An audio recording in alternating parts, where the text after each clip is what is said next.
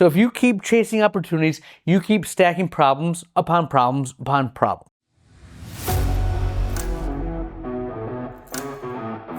All right, my friends, the Ultimate OD Podcast, we are talking about problems. Yes, problems. I know they exist in your practice. How do you deal with them? How do you get them to go away? With the closing thought of the episode, this is the Ultimate OD Podcast. Here we go.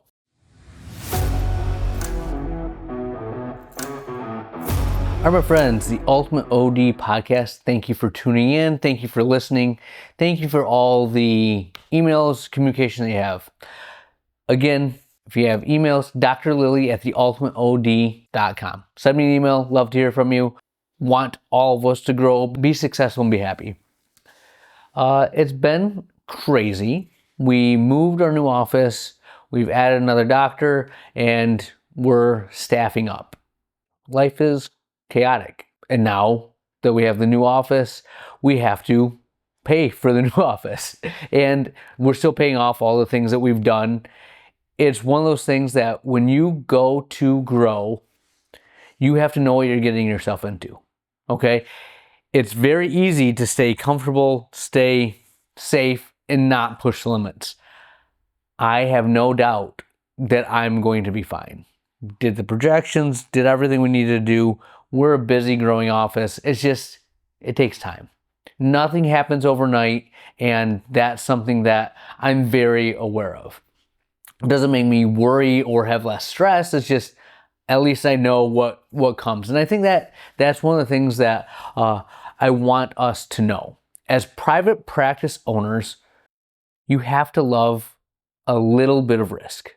Okay, that's, I think, the thing that separates us from the majority of people. And the people that are owners are a unique, rare breed, right? You can see the risk, the financial implications, and you still take the leap. I'll tell you this right now, it's much easier to take that leap when you're single, living at home, and you have nothing to begin with. And that's how I was when I started. Cold start, and I had the ability to live at home, and I didn't have anything to lose, right? That's a dangerous person that has nothing to lose. The person that has gained something and re-andes up is a different breed. And I've always said that. That's what I admire about one of my good friends that has done numerous businesses. It's not that he wasn't afraid of risk, it's that he had accomplished so much. He had a lifestyle, he had the golden handcuffs, if you will, and he kept taking chances. And that's why he grew and he achieved what I hope to achieve. And I guess that's what the story I'm telling myself, right? We're all writing the story of what is the legacy that you leave? What is the storybook that you're writing? And that's mine right now, is that I have a great, comfortable life that everyone would kind of look at and be like, that's awesome. And I put it back in the middle of the table. Said, let's go. Now again, it's optometry, it's a calculated risk.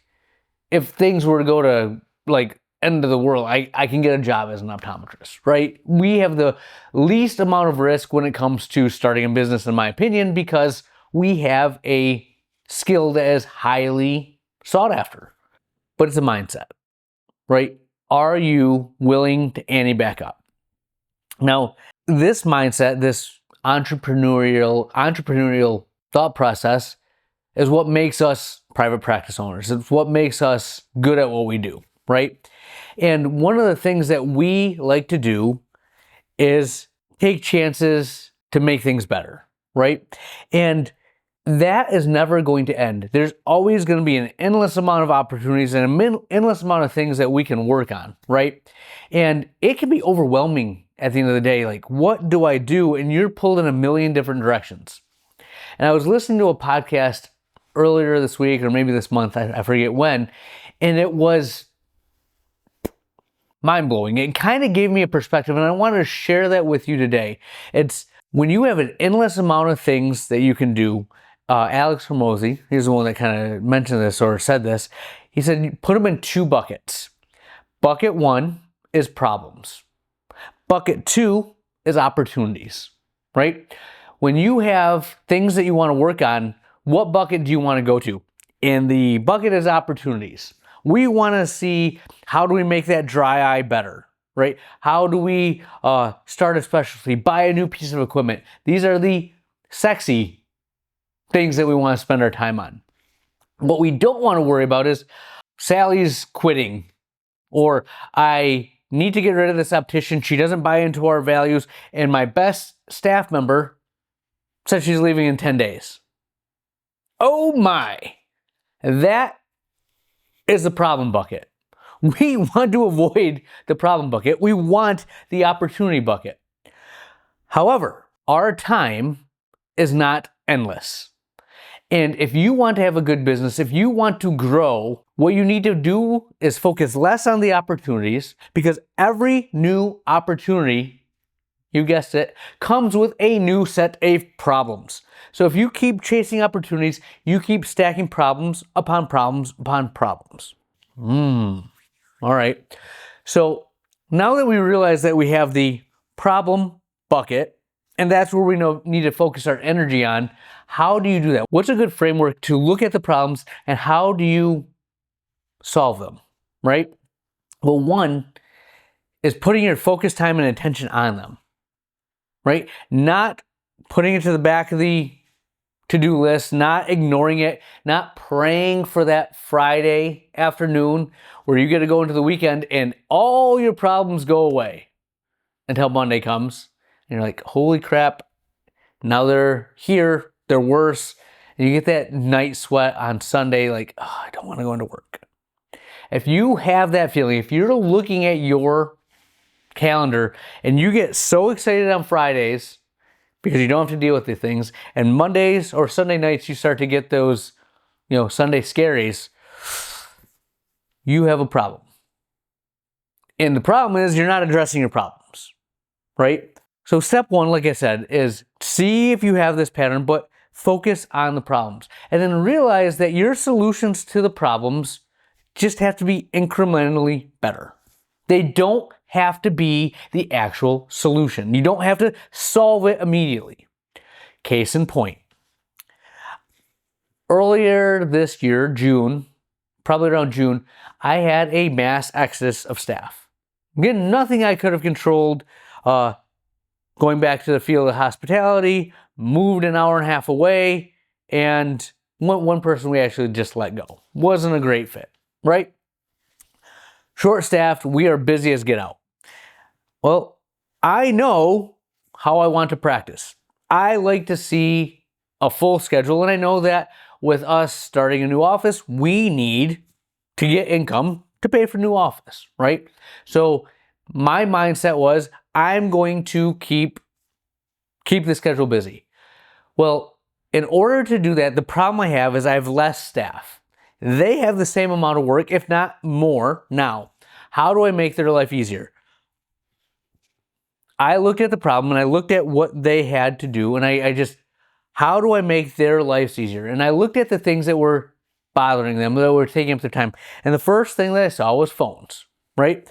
The phones never stop ringing, and you're helping a patient and the phone rings and you have to leave and put it down. So one of my solutions was, okay, let's take phones off their plate. So I hired 4 VAs, right? We got 4 VAs. You guys are on phones. My staff in office, not answering phones. Did it alleviate some stress? Absolutely, right? They were able to focus on what's going on. And again, I had to peel back the onion. A lot of things got taken off the plate, okay? VAs had X amount of time to see what they were doing. And honestly, I knew the sacrifice I was making when I put them on phones. It wasn't going to be as good. We're going to lose a little bit of our appeal. You know what I mean? We're a local office with a hometown staff that you know every single person in the office who you're talking to. Going to a VA gives you a instant sense of a call center. It wasn't the greatest, but it solved my problem to keep us moving forward. And this is where, again, we fall short. We solve the problem and we think, okay, this is it. We've got that, onto the next thing. I put a Band-Aid on, not a gunshot wound, but I put a Band-Aid on it. I didn't sew it up. I didn't give it stitches. I didn't cure it, right? What did we do? We knew now that we're short-staffed, what do we have to do? Hire more staff. So priority one, take things off the plate of the people in the office, and then I had to get more staff, which we did. And now that we got more staff, I am now attacking the problem of the VAs. Not as good as our home staff. Now I gotta get my staff that I hired and get them on the same page, get them trained to start answering phones. We've taken phones back over, right? Why am I illustrating this point? Why am I drawing it out? It's because we don't like dealing with this problem. Every single one of you at some point have a staff issue, right? And the staff issue might be a patient issue. It might be a space issue. You have real problems in your practice, and know what doesn't happen? You have a magic solution that solves a problem and it goes away forever. What you have is variations of the problem. I've been dealing with this for about 4 months, right? I got a solution short term that allowed us to operate our business, right? Now that we've restaffed, the new problem is I have to get the VAs to do other things, which I have plenty of things that they can do behind the scenes, not directly patient facing, and get the new staff trained and up to speed to answer phones, right? So it's a variation of a problem. I went from horrible to not as bad and will slowly get better, right? I'm rebuilding our office up, building up that aspect of our practice. And that's what happens when you actually take your time and focus it on the things that matter. I could have at the same time, and again, I kind of did, right? I moved office and added a doctor during all of this going on. So I'm dealing with a million different fires, and that's something I've taken on myself. Really inevitable once you start a ball rolling, but when you're listening to this, I'm pretty sure, I hope, not all of you are adding another doctor and going to a brand new location and doing all this. You just have your office and you have a bunch of opportunities, a bunch of problems. Find out the most important thing and take the next best step. What are you going to do to solve that? And it may take you 6 months, 8 months to get yourself to a point where that problem is solved. But because you've got rid of the distractions, you focus it on what matters in the actual operational standpoint of your business, you'll be better for it. So, identifying your time with the opportunities and the problems, focusing on the problems, picking the most important 1 or 2. If you try 3, I think it's too much. And incrementally making those better, right? What you have to do is keep your practice moving forward, right? It may not be as smooth as you want. It may not be the exact product that you want, but are you advancing, right? Don't lie to yourself and say, this new opportunity, this new piece of equipment, this new specialty, or whatever the flavor of the week or the month is going to make those problems disappear and give you, that's going to be the answer. Because it never will be. If anything, it's going to make that problem bucket even bigger. Okay? So stop ignoring what needs to be done. And realize that this is business. This is what we do, right? Everybody loves the view. Nobody likes the climb, right? The climb is what makes you a private practice owner.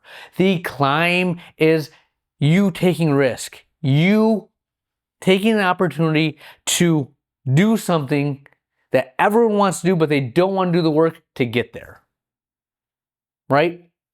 Embrace that. Look at your time sucks, the thing that's taking your time, opportunities and problems, and put the opportunities aside for a little bit. Focus on the problems and incrementally eliminate them. More problems will arise, but you'll get to a point where we got this under control. What's the next opportunity? And honestly, opportunities, 1 or 2 a year, are what you have the bandwidth for. Now, if you have a great support staff, maybe you can do more, but 1 to 2 to do them actually right. The problems need to be addressed now. You let a problem fester, it will overtake your office and you will have a real issue on your hands. You have to build it from the ground up. Those are the people that don't like Mondays. Don't be the doctor that doesn't like Mondays. That's what I have for you. We'll have more for you next week. Where, oh where has the time gone? We are to the closing thought of the episode, and today I will give you this. Now is not forever. Okay? Let's take this saying and put it in the context of diet. When people look at diet, you'll see invariably they're really good, they have a bad day, and they're like, screw it, I'm going for broke, and they fall off the wagon, right? And what they do is look at their diet in the context of days. How did I do today? And they had a bad day and they just throw it all out the window and mess up everything else. When in all reality, if they look at their calories instead of, this is how many calories I have in a week, or how many calories I have in a month. Month is huge, right? But if you do it in the course of just say a week and you have a bad day, you're not like, oh, just I had a bad day. I ate, 3 pieces of pizza instead of 1. I ate 3 pieces of pizza instead of 1. You're like, oh, I ate 3 pieces of pizza, but I have this many calories. I'm just going to have to be a little more disciplined the next few days of the week, right? That mindset we need to apply to our businesses, to our lives in general, but let's apply it to practice. As you have a bad day, let's not have a bad week. We look at the trees and lose sight of the forest. We have to have a big picture perspective. Start opening your horizons. Now is not forever. What you do today is not what you have to do in a month, right? Always have that big picture perspective and don't let one little hiccup, one little setback derail everything you've worked for when you have a lot of time on your hands. Play the long game. That's what I have for you. Dr. Lilly out.